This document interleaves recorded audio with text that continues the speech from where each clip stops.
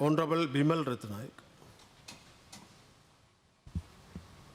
ගරු සභාපතිතුමනි මට වෙන් වී තිබෙන කාලයෙන් විනාඩි 5ක් අනුර දිසානායක මන්ත්‍රීතුමාට වෙන් කරන්න ලෙස ඉල්ලා හිටනවා. නිසා මට කල් තබා දැනුම් දෙන්න කතාව අවසන් වීමට පෙර ගරු සභාපතිතුමනි තානාපති වරප්‍රසාද පිළිබඳ සාකච්ඡා කරන අවස්ථාවේදී යම් යම් ආයතන ලබා තානාපති වරප්‍රසාද ලබා දීම පිළිබඳව විදේශ ප්‍රතිපත්ති ගැනත් කරුණු ගණනාවක් සාකච්ඡා වෙනවා. මම මුලින්ම සඳහන් කරන්න කැමතියි මේ කතාව ආරම්භයේදී අද දිනේදී තමන්ට ඍජුව බලපාන ප්‍රශ්නයක් තමන්ට ඍජුව බල නොපාන ප්‍රශ්නයක් වෙනුවෙන් අපේ රටේ වෛද්‍ය අධ්‍යාපනයේ ප්‍රමුතියක් ගැනීම වෙනුවෙන් අපේ රටේ අවුරුදු 70ක් තිස්සේ අඩුපාඩුකම් මැද්දේ හරි ආරක්ෂා වී තිබෙන නිදහස් අධ්‍යාපන ප්‍රතිපත්ති ආරක්ෂා වෙනුවෙන් උද්ඝෝෂණය කරන සටන් කරන ඒ සියලුම දෙනාට අපි අපේ ප්‍රණාමය පුද කරනවා. මොකද පිතාමත්ම නිශ්චිතව ඉතාමත්ම වගකීමෙන් කියනවා මේ අද දිනේදී දූෂිත නීති විරෝධී හොර පගාමත අනුමත කරපු සයිටම් කියන ඒ දූෂිත ආයතනය වසා දැමීමෙන් මෙහා කිසිදු විසඳුමක් මේ ප්‍රශ්නයට ඇත්තේ නැහැ කියන එක. ඒ නිසා සයිටම් එක වසන්න බැරි වුණොත් ආණ්ඩුව වසා ගන්නට සිදු වෙයි කියන එකත් ආණ්ඩුවට මතක් කරමින් මම මේ මාතෘකාවට එළඹෙන්න කැමතියි. ගරු සභාපතිතුමනි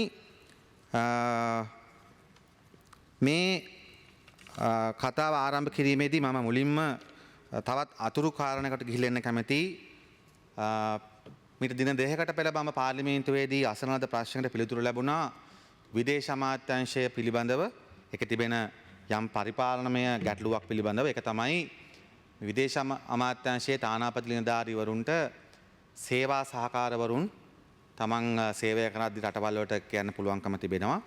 ඒක අපි පිළිගන්නවා. ඒක අවශ්‍ය දෙයක්.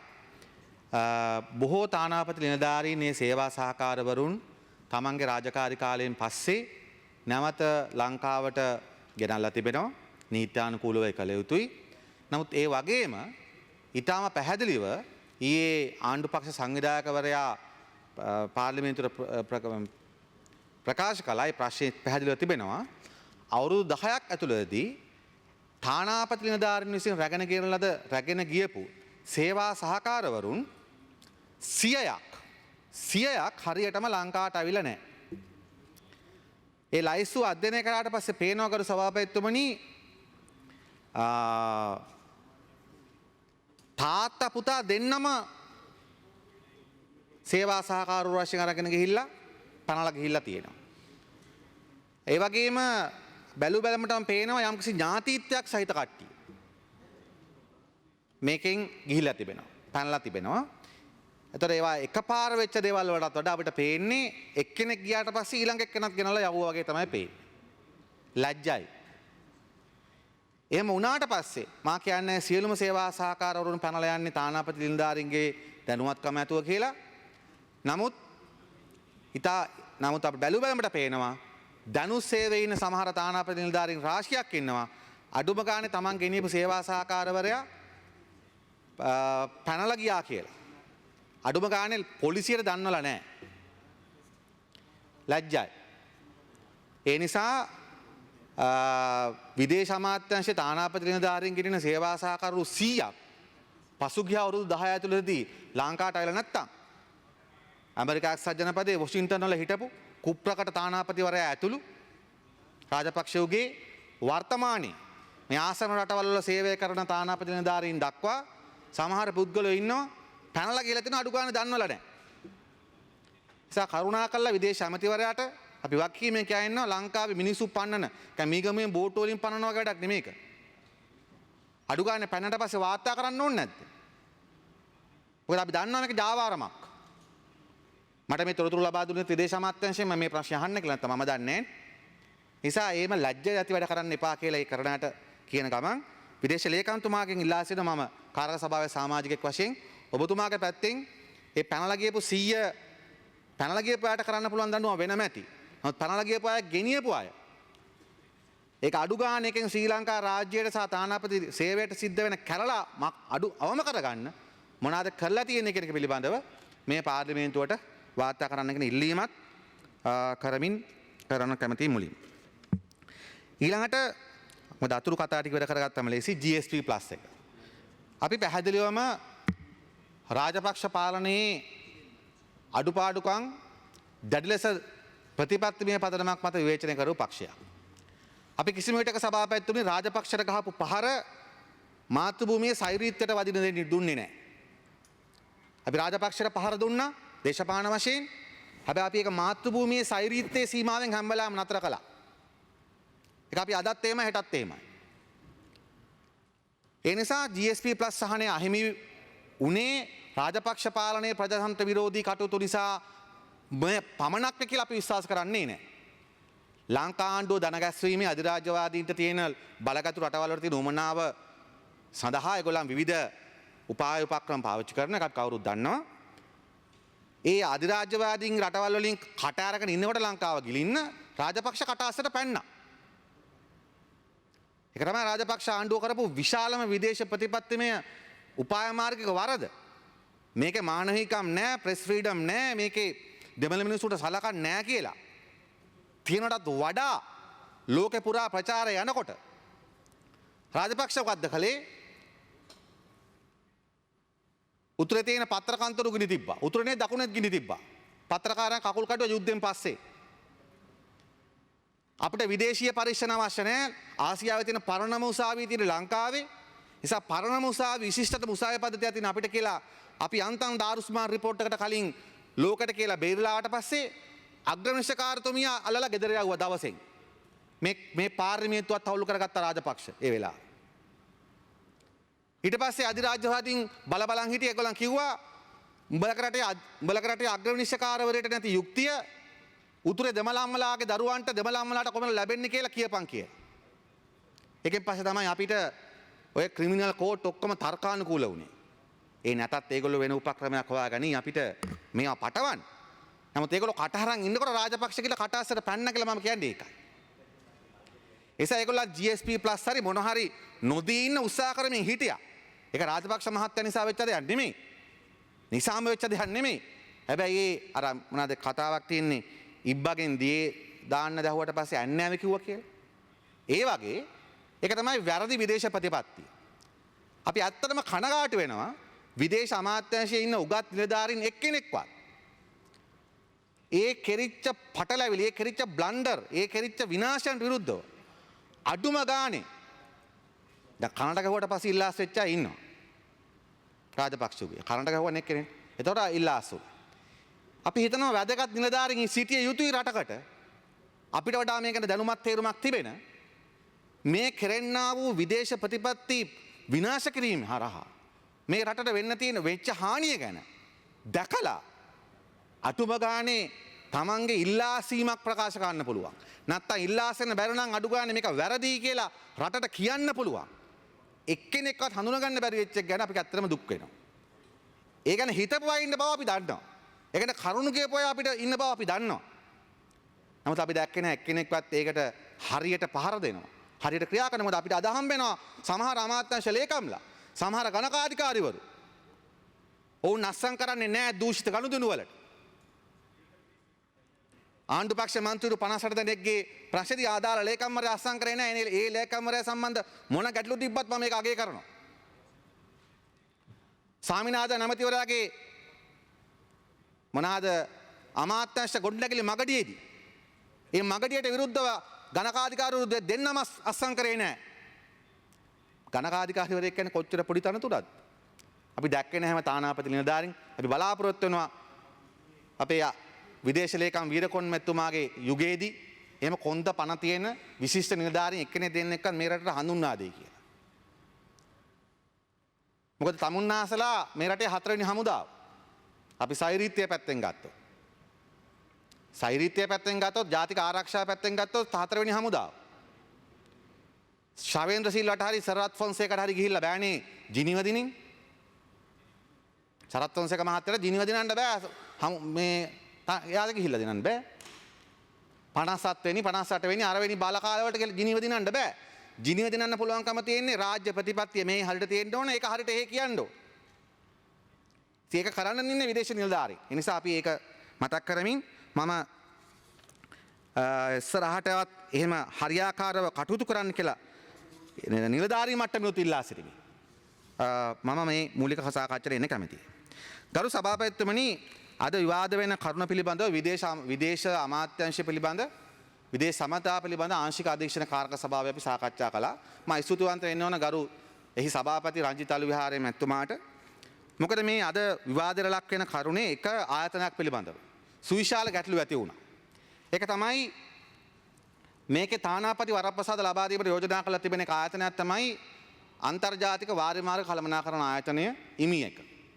ඉන්ටර්නැෂනල් වෝටර් මැනේජ්මන්ට් ඉන්ස්ටිටියුට් කියන එක. මේ බත්තර මුල්ලේ හා පැත්තේ තියෙන. එතන මේ ආයතනයේට තානාපති වරප්‍රසාද ලබා දීම පිළිබඳ ප්‍රශ්නයේදී අපි මේ ඒ පිළිබඳව තිබෙන ලියකියවිලි අධ්‍යයනය කරා. ඒ අධ්‍යයනය කිරීමේදී අවස්ථා ගණනාවක් අපිට සිද්ධ වුණා ආංශික අධීක්ෂණ කාරක සභාව කැඳවන්න. ඒ කැඳවීමේදී නිහතමානීව ඒකට ඉඩ දුන්නා ගරු සභාපතිතුමා. අපි එතුමාට ඒක අගය කරා. මොකද දෙයක් පෙන්වලා දුන්නාට පස්සේ ඒක වැරද්ද දැක්කට පස්සේ ඒක ප්‍රජාතන්ත්‍රවාදීව කරන්න එතුමා කටයුතු කළා. ගරු සභාපතිතුමනි, මේ අද අපි ලංකා ආණ්ඩුව ලබා දෙනවා අන්තර්ජාතික වාරි මාර්ග කළමනාකරණ ආයතන IMI එකට තානාපති වරප්‍රසාද. ඒ කියන්නේ ලංකාවේ ඉන්න ඉන්දියන් මහ කොමසාරිස්තුමාට, ලංකාවේ ඉන්න පාකිස්තාන් මහ කොමසාරිස්තුමාට, එක්සත් ජාතීන්ගේ සංවිධානයේ ප්‍රධානියට ලංකාවේ ඉන්න එයාට ලැබෙන මට්ටමේ තානාපති වරප්‍රසාද අපි ලබා දෙනවා අද මේ යෝජනාව මගින් IMI එකේ ප්‍රධානීන්ට. ඒතර IMI එක කියලා කියන්නේ එක්සත් ජාතීන්ගේ සංවිධානයට අනුබද්ධ ආයතනයක් නෙමෙයි. අපි මේක සොයලා බලුවට පස්සේ මේකේ මොකද තියෙන්නේ? මේ IMI එක කියලා අපිට කිව්වට මේ තියෙන්නේ IMI සංවිධාන IMI එක සහ IMI එක ඇති කරපු the chapter and founding documents කියලා මේ හඳුන්වන IMI ඒකේ මේ මම මේක සභාගත කරනවා මේ රටේ පාර්ලිමේන්තු මන්ත්‍රීතුන්ගේ සහ ජනමාධ්‍යවේදීන්ගේ ප්‍රයෝජනයට. මේක තනිකරම IMI කියලා එකක් නෑ මේකේ. මේකේ තියෙන්නේ Ford Foundation කියන ආයතනය.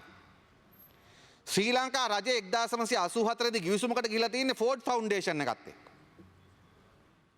එතන මේ Ford Found මොකද අපි මේවා අපිට ආංශික අධීක්ෂණ කාර්ය සභාවට දාලා තිබුණේ නැහැ. අපි ගිවිසුම එල්ලුවාම පස්සේ තමයි මම දැනගත්තේ මේක Ford එක තියෙන්නේ කියලා. ඔබතුමා දන්නවා Ford එක කියලා කියන්නේ කුප්‍රකට ආයතනයක්.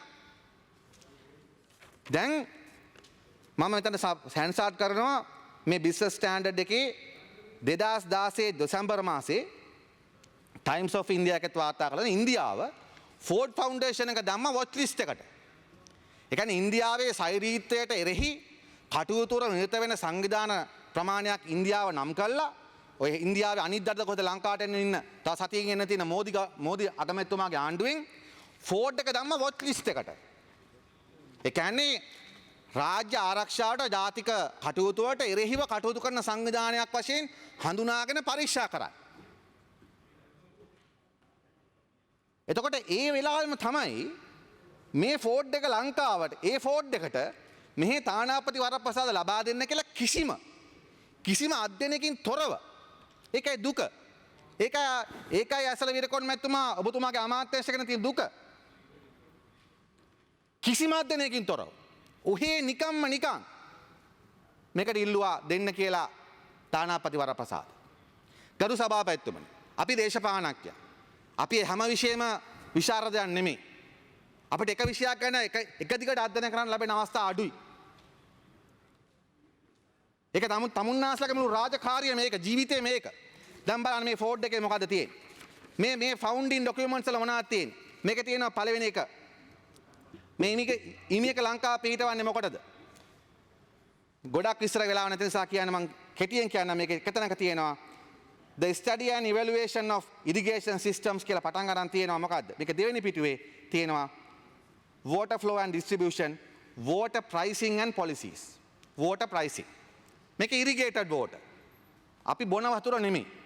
ලංකාවේ කිසිම ආණ්ඩුවක් UMP ශ්‍රී ලංකා කිසිම ආණ්ඩුවක් වතුර පුද්ගලීකරණය කරන්න උත්සාහ කළා තිබ්බට තමන්ගේ ප්‍රතිපත්ති ප්‍රකාශන වලටවත් දාලා නැහැ වාරි මාර්ග ජලය විකුණනවායි කියලා. 1984 ලංකා ආණ්ඩුව අත්සන් කරනවා ගිවිසුමක්. ඉමියකත් එක්ක ඒකේ තියෙනවා වතුර කිරීම සම්බන්ධ ප්‍රතිපත්ති සම්පාදනය. එතන මේකේ ඇත්තරම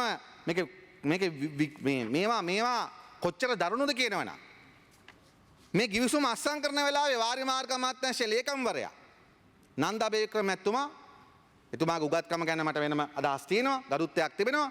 නමුත් මේ කරපු වැඩේ මම දන්නවා සදාචාරාත්මක නෑ කියලා. එතුමා මේක අත්සන් කරනවා ඒ වෙලාවේ ලංකා ආණ්ඩුව වෙනුවෙන්. ලංකා ආණ්ඩුව වෙනුවෙන් එතුමා අත්සන් කරනවා වාරි මාර්ග ලේකම් විදියට. ෆෝඩ් එක වෙන කෙනෙක් අත්සන් කරනවා. ඊට අවුරුද්දකට පස්සේ ඒ ලේකම්තුමාම ෆෝඩ් එකේ ඩිරෙක්ටර් ජනරල් මේ ඉමි එකේ ඩිරෙක්ටර් ජනරල් වෙනවා. ඊට අවුරුද්දකට පස්සේ එතුමාම ඩිරෙක්ටර් ජනරල් වෙනවා තමන්ගේ අනිත් පැත්තේ. එතකොට හරි පැහැදිලි මේවා මේ රාජ්‍ය ප්‍රතිපත්තියට විරුද්ධව විතරක් නෙමෙයි රටට අහිත කර විතරක් නෙමෙයි මේවට සම්බන්ධ වෙච්ච නිලධාරීනුත් මේ ෆෝඩ් වගේ ආයතන වලින් විවිධාකාර ක්‍රමවලට බාගෙන තියෙනවා කියන. එතකොට අපි අහන දේ තමයි දැන් මේ ෆවුන්ඩින් ඩොකියුමන්ට් එක තාම බලපවත්වනවා මේක මෙහෙමම කොපි කරලා තමයි ගරු සභාපතිතුමනි මේ ශ්‍රී ලංකා පාර්ලිමේන්තුව 1985 කොහෙද පනතකින් සම්මත කරලා දීලා තියෙනවා මේ ඔක්කොම අයිතිවාසිකම් ටික. එතකොට දැන් ඒක අලුතෙන් ඉදිරිපත් කරනකොට විදේශ අමාත්‍යාංශයට වගකීමක් නැද්ද හොයලා බලන්න. හොයලා බලන්න වගකීමක් තියෙනවා ලංකාවේ කිසිම ආණ්ඩුවක් කියපු දෙයක් නෙමෙයි මේක. ඒක. ඊට පස්සේ ඔහේ නිකන් අන්ධයෝ වගේ ගෙනත් දානවා කමිටීස් වලට මන්ත්‍රීලා ගිහිල්ලා කන්නු වගේ අත උස්සයි කියලා. ඊට පස්සේ මේක හදනවා කරු සභාපතිතුමනි අධ්‍යක්ෂක මණ්ඩලයක්. මේක ක්‍රියාත්මක වෙන්නේ ලංකාවේ.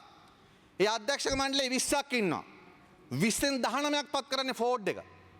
ෆෝඩ් ෆවුන්ඩේෂන් එකක් තියෙනවා ලංකාවට. අපි ප්‍රතිපත්තිමය වශයෙන් ලෝක ජාත්‍යන්තර සංවිධාන මෙහි ඇවිල්ලා වැඩ කරලා පරීක්ෂණ කරලා අපේ නිලධාරීන්ට පුහුණු කිරීම කරලා ඒක ප්‍රශ්නයක් නෑ අපි ඒක පිළිගන්න. නමුත් ලංකාවේ තමන්ගේ ප්‍රධාන කාර්යාලය පවත්වන මේක ලංකාවේ කටයුතුවලට සම්බන්ධ වෙද්දී ලංකාවට තියෙන එක අධ්‍යක්ෂක ධූරයයි. ඒක එදා අත්සන් කරපු එකත් වැරදි. අද ඒක නැවත ගෙනත් දානවා අඩු ගානේ නෙගෝෂියේට් කරන්න නැතුව. අඩු ගානේ නිකන් අහලා බලන්න නැතුව. මේක සාධාරණද? ඒගොල්ලන්ට බහුතරය තියාගෙන අපිට 11යි 9යි ඉල්ලන්න බැරිද? අඩුම ගානේ. එහෙම ඩිස්කෂන් එකක් කර එහෙම සාකච්ඡාවකට ඉල්ලීමක් කරනවා. එහෙම දකින්නේ නැහැ. එහෙම ඔලුවක් නැහැ. අඩු ගානේ මේ අල්ලපු ඉන්දියාවේ වෙච්ච දේ දන්නේ නැහැ. එක්ක දන්නේ නැහැ නැත්තම් දැනගෙන කඩ යනවා. ඕකනේ තේරුම් ගන්න තියෙන්නේ. ඒක තමයි තේරුම් ගන්න තියෙන්නේ. ඊට පස්සේ කරු සභාපතිතුමනි මේක තියෙනවා all the powers of the institute shall be vested in the board of governors. දැන් මේක තානාපති අපි මේක තානාපති කාර්යාලයක් වශයෙන් තමයි සලකන්න ඕන. ඉමියකේ භූමියට වෙනහට යන්න බෑ. ඒක UN ඔෆිස් එක වගේ එනවා ඉස්සරහට. එතකොට එතන මෙහෙම තරකට තමයි අපි දැන් මේ කිසිම වග විභාගයක් නැතුව දෙන්න යන්නේ. ඉතින් බය හිතෙනවා තමුන්නාස්ලා කොහොමද ලංකාව සම්බන්ධයෙන් ජිනීව වල ෆයිට් කරන්න කියලා. ඊට පස්සේ කරු සභාපතිතුමනි ඊට පස්සේ මේ ගිවිසුමේ තිබෙනවා මොකද්ද? මේ ෆෝඩ් එකට පුළුවන් මම ඔබතුමාට කියවන්න. මේක 15 වෙනි පිටුවේ තියෙනවා අස්සම් කරපු ගිවිසුමේ unrestricted movement into or out of the country of supplies, equipment, genetic materials or any other items necessary for IMI programs. මොකද්ද මේ කියන්නේ? කිසිම බලපෑමකින් තොරව ලංකාව ඇතුළටත් ලංකාවෙන් එළියටත් ජානමය ජෙනටික් මැටීරියල්ස් ජානමය දේවල් ජාන ලංකාවෙන් ගෙනියන්නත් පුළුවන් ගේන්නත් පුළුවන්. දැන් අපේ කස්ටම් එකේ හදලා තියෙනවා බයෝඩයිවර්සිටි ප්‍රොටෙක්ෂන් යුනිට් එකක්. දැන් තමුන්නාසලා කොහොමද ලංකාවේ ජෛව විවිධත්වය ආරක්ෂා කරන්නේ නැතුව තමුන්නාසලා ලංකාවේ ආරක්ෂා කරන සෛරීත්වය මොකක්ද? තමුන්නාසගේ නිලධාරීන් මේකට වග කියන්න ඕනයි. ලෝකේ සාසිලන්තය වගේ ඉතාම පහළ රටවලුත් මේ වගේ දෙයකට අස්සම් කරන්න නැහැ කියලා මම වකීමෙන් කියනවා. දැන් මට ප්‍රශ්නේ තියෙන්නේ මේක 85 අස්සම් කරපු එක නෙමෙයි. ඒක ඒ වෙලාවේ මොන හරි වෙන තත්ත්වයක් නේ. මම අද කතා කරන අද තත්ත්වෙට. අපි යුද්ධ වලින් ගුටි කාලා රට බෙදෙන්න ගිහිල්ලා රටට අදාළ කරන ගොඩාක් දේවල් වෙලා තියෙන වෙලාවකත් මේ අන්ධයෝ වගේනේ සමහර නිලධාරීන් වැඩ කරන්නේ. අඩු ගානේ මේක පෙන්ලා දුන්නාට පස්සේ අපිට හරි මග පෙන්වීමක් කරාද? නෑ. අපිට අඩුගානේ සභාපතිතුමනි විදේශ අමාත්‍යාංශ අධීක්ෂක කාරක සභාවේ මම තනියම පාඩම් කළා මගේ පක්ෂයේ සහෝදරයෙකු උදව් අරගෙන මම ගියා මිසක් අඩුගානේ සර් ඔය වගේ ඒවා වෙන රටවල්ලක් තිබුණා ඒවා මෙන්න මේ රටවල් මෙහෙම අයින් කරලා තියෙනවා කියලා කියන්න කවුරුත් හිතේ නෑ ඇසල විරකෝඩ් මහත්තයා. අද තමුන්නාසලත් එන්න උනා. ලැජ්ජයි. ලැජ්ජයි නේ අපරාධයක්. තමුන්නාසලට ඒ කට්ටියට මේක කරන්න බෑ. මේ රටේ පරිසරවේදීන් දන්නවනම් තමුන්නාසලා අන්දයෝ වගේ තානාපති වරප්‍රසාද දෙන්න ගෙනාව කියලා ෆෝඩ් එකෙන් පාලනය වෙන සංවිධානයකට අපේ රටේ ජාන ගෙනියන්න. තමුන්නාසලගේ දරුවන් අනාගත තමුන්නාසල කොහෙද ජීවත් කරන්න හදන තමයි දරුවෝ. ලංකාවේ නෙමෙයිද? බොහෝ විට එහෙම නොවෙන්න පුළුවන්. මේවා ලෝකෙ පිළිගත් දේවල්. මේවා ලෝකෙ කවුරුත් අනුමත කරන දේවල් නෙමෙයි. තමුන්නාසලාගේ සමහර නිලධාරීන් වහල්ලු වගේ අපි කියන්නේ glorified slaves කියලා. ටයිකෝට් අඳිනවා but මොලෙන් slaves. mentally slaves. මම මේක මේ විදියට කියන්නේ හොඳ අවංක නිලධාරීන්ට නිසි ගෞරවයක් දෙන්නත් මේවා ගැන අන්ධයෝ වගේ සලකන හැට ඒක දැනෙන්නත් තොර නිසා.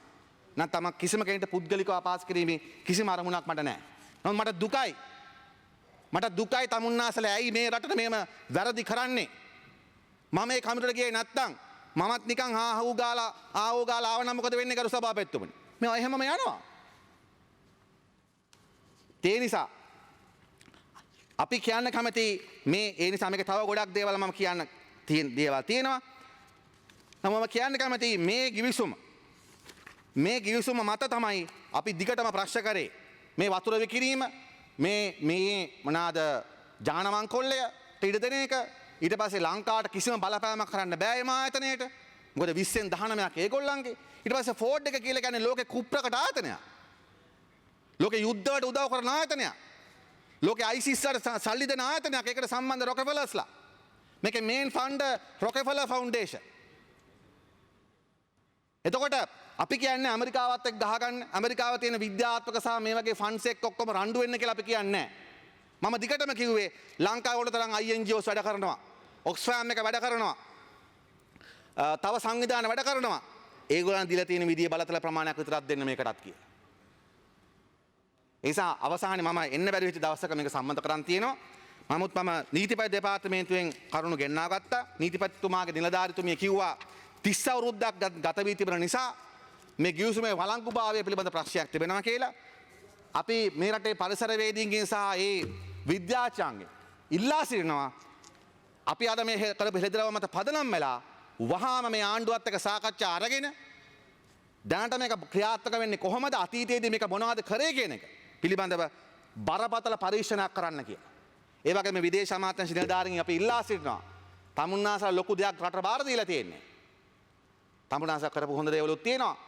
නමුත් තමුන්නාසලට ඒ ඇහැ නැත්තම් තමුන්නාසලට ඒ ඉන්සිසිව් ඒ නිශ්චිත විශ්ලේෂණ නැත්තම් තමුන්නාසල මේ ජොබ් එක කරන්න බෑ.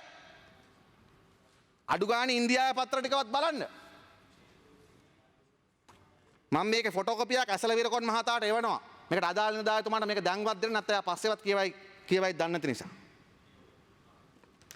ඒ නිසා ගරු සභාපතිතුමනි අපි ඒ නිසා ප්‍රතිපත්තිමය වශයෙන් අපිට මේක සම්බන්ධ තාම නිරවුල් නැති නිසා ජනතා මිත්‍රණ වශයෙන් අපි අපේ විරෝධය සටහන් කරනවා ඉමියකට පමණ.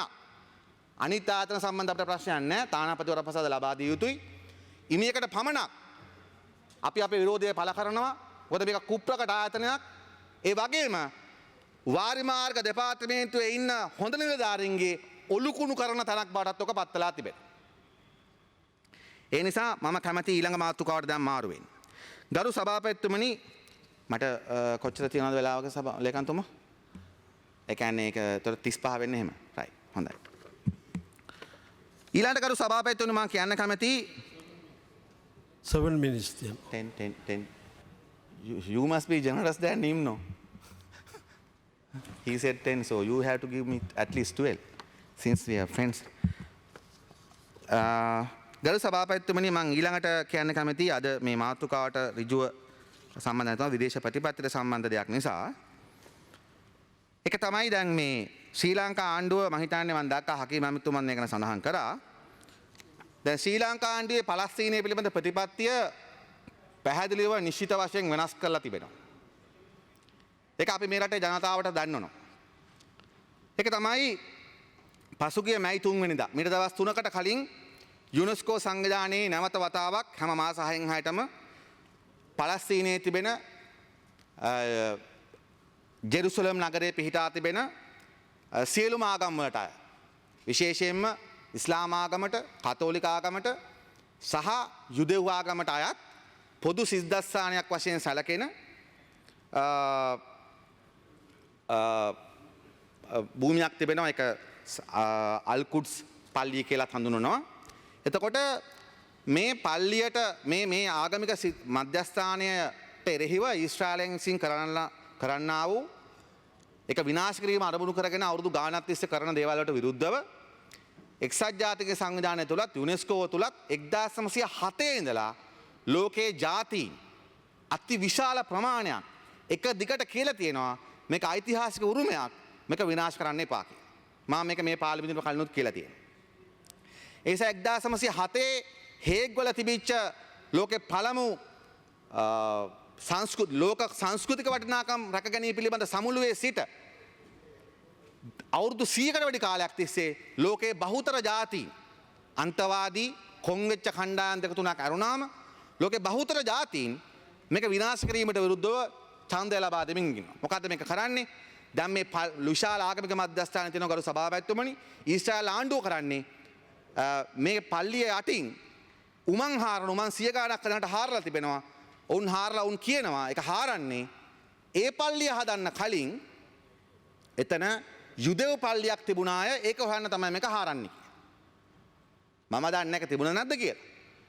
නමුත් ඔබතුමා දන්නවා කවුරු හරි කිව්වොත් එහෙම දැන් දලදා මාලිගාවට යටින් ඉස්ලාම් පල්ලියක් තියෙනවා, කතෝලික පල්ලියක් තියෙනවා, නැත්නම් සූර්ය දෙවියන්ට වන්දනා කරපු ඒ කාලේ තිබිච්ච මොකක් හරි ප්‍රාථමික ආගමක දෙයක් තියෙනවා කියලා හාරන්න පටන් ගත්තොත් ඒක රටේ සිංහල මේ රටේ බෞද්ධයන්ගේ හදවතට කොච්චර දැනනවද? මඩුපල්ලියට හාරන්න පටන් ගත්තොත් ඉස්ලාම් පල්ලියක් තියෙනවා කියලා. ඒක කොතරම් ඔබතුමා දැන් ඔබතුමාගේ දිස්ත්‍රික්කේ. නල්ලුරට හාරන්න පටන් ගත්තොත් බෞද්ධ චෛත්‍යයක් තියෙනවා කියලා. අන්න ඒ වගේ වැඩක් තමයි මේ කරන්නේ. නිසා ලෝකේ ශිෂ්ට සම්පන්න හැම ජාතියක්ම මේක එපා කියලා තියෙනවා. දැන් ලංකා ආණ්ඩුවත් අවුරුදු ගාණක් තිස්සේ මේක එපා කියමින් ආවා. නමුත් ගිය ඔක්තෝබරේ ලංකාවට ඡන්දය දීමේ වැළකී සිටියා. වැළකී සිටියට පස්සේ ඒක විශාල රාජතාන්ත්‍රික පටලවිල්ලක් බවට පත් වුණා. ලංකාවේ ඉන්න මුස්ලිම් රටවල් නියෝජනය කරන තානාපතිවරු 18 දෙනෙක් ගිහිල්ලා ගරු ජනාධිපතිතුමා මුණ ගැහුණා. මුණ ගැහලා එතුමාට කිව්වා මේක කරන්න එපා අපි ඉල්ලා සිටිනවා කියලා. මොකද ලංකාවට දිගු කාලීනව මිත්‍රත්වයක් තියෙනවා මේ මැදපෙරදිග රටවල් වල. ඔවුන්ට අපිට අමාරු හැම වෙලාවකම ඡන්දය දීලා තිබෙනවා. නමුත් අපි දන්නවා පසුගිය ඔක්තෝබරයේදී, ඒ කියන්නේ පසුගිය අප්‍රේල් මාසයේදී ලංකා ආණ්ඩුව මේකට පක්ෂව ඡන්දය දුන්නා. මේ හානිය කරන්න එපා කියලා ඡන්දය දුන්නා.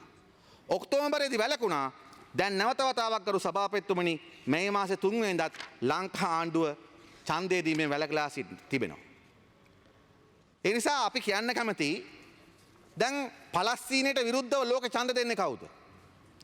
පලස්තීනයට විරුද්ධව ඡන්ද දෙන්නේ නැත්නම් ඊශ්‍රායලට පක්ෂව ඡන්ද දෙන්නේ කරු සභාපතිතුමනි ලෝකේ ඇමරිකාවයි ඊශ්‍රායලයි විතරයි. මං එදාත් කිව්වා අපි ලෝකෙත් එක්ක යනවා කියලා මේ ආණ්ඩුව කියන්නේ. ඊරාන් මන්ත්‍රීතුමා හිටියනම් හොඳයි. දැන් කියන්නේ ලෝකෙත් එක්ක යනවා කියලා. ඕගොල්ලෝ ලෝකෙත් එක්ක යනවා කිව්වට ඕගොල්ලෝ පලස්තීන ප්‍රශ්නේ දෙන්නේ ලෝකෙත් එක්ක නෙමෙයි. ලෝකේ ඊටාම සුළුම සුළු රටවල් දෙකක් එක්ක. පලස්තීන වෙනුවෙන් ඡන්ද ඊශ්‍රායල වෙනුවෙන් ඡන්ද දෙන රටවල් දෙකයි. ඒ නිසා අපි කියන්න කැමති දැන් රටේ ජනාධිපතිවරයා තමගේ කනගාටුව ප්‍රකාශ කරලා තිබුණා ඒ තානාපතිවරුන්ට එතුමා උපදෙස් දීලා තිබුණා ඉදිරියේදී ඒ දිගටම පලස්තීන සහයෝගිතා ප්‍රතිපත්තිය රකින්නවා කියලා. නමුත් එසේ තිබෙදී තමයි කරු සභාපතිතුමනි මේ කටයුත්ත කළා තියෙන්නේ. අපි පැහැදිලිව කියන්න කැමතියි. ඔබතුමා දන්නවා 2019 ලංකාව නැවත ජිනීවා වලට එන්න තියෙනවා. 2020 මේ රටේ ජනාධිපතිවරණයක් හෝ මහමැතිවරණයක් එනවා අනිවාර්යයි. ඒතර වෙන දේ තමයි දැන් මේ අවුරුදු එකමාර ජිනීවා අපි අවුරුදු දෙකක් ජිනීවා දික් කරලා දීලා තියෙනවා. තාමත් අපි ඉන්නේ අර පරීක්ෂණ ලක් වෙච්ච පරිවාසන ලක් වෙච්ච රටක්. දැන් 2019 නැත්තම් 20 අපි ඉලෙක්ෂන් එනවා 2019 අගදී ජිනීවා ආයි ඡන්ද දෙනවා ලංකාවට විරුද්ධව. එතන මොකද වෙන්නේ? ඒක තමුන්නා ඡන්ද ගන්න කාගෙන්ද? ඊශ්‍රායල් කාරයන්ගෙන්ද? දැන් විදේශ අමාත්‍යාංශය ඡන්ද ගන්න යන්නේ ඊශ්‍රායල් කාර්යයන්ගෙන්. ඊශ්‍රායල් ලෝකේ ඡන්ද දෙන රටවල් දෙකයි. ඊශ්‍රායලය පවත්වාගෙන ඇමරිකාවයි. ජනතාව මිතුරු ඊශ්‍රායලයට විරුද්ධ නැහැ. ඊශ්‍රායල් ජනතාවට විරුද්ධ නැහැ. අපි ඊශ්‍රායලය ස්වාධීන රටක් වශයෙන් පිළිගන්නවා. ඒ වගේම අපි පලස්තීනය ස්වාධීන රටක් වශයෙන් පිළිගන්නවා. ලෝකයේ අති බහුතරයක් රටවල් ඒක තමයි පිළිගන්නේ ස්ථාවරය. දැන් ලංකාවේ විදේශ අමාත්‍යාංශ දෙක බැරි වෙලා තියෙන්නේ. තමුන්නාසලා ඉතින් බැරි වෙලා ඇබ්ස්ටේන්.